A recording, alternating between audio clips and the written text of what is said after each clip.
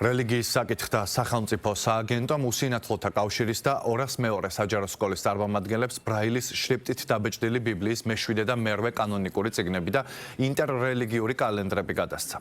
შეხვედრას საქართველოს უსინათლოთა კავშირის და თბილისის უსინათლო და მხედველობა დაქვეითებულთა 202 საჯარო სკოლის წარმომადგენლები, საქართველოს პარლამენტის ადამიანის უფლებათა დაცვის და სამოქალაქო ინტეგრაციის კომიტეტის თავმჯდომარე რატი იონათამიშვილი და რელიგიის საკითხთა სახელმწიფო სააგენტოს თანამშრომლები დაესწრდნენ.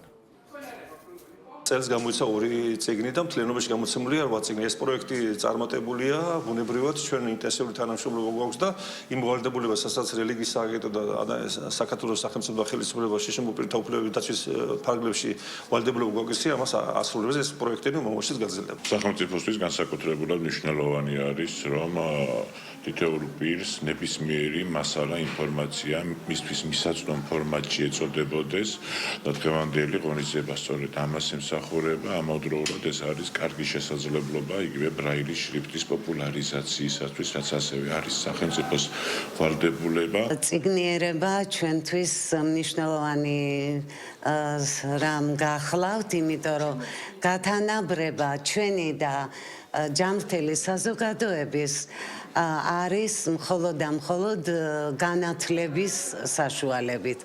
სხვანაირი სახის გათანაბრება არ არსებობს ჩვენი და ჯანმრთელი საზოგადოების.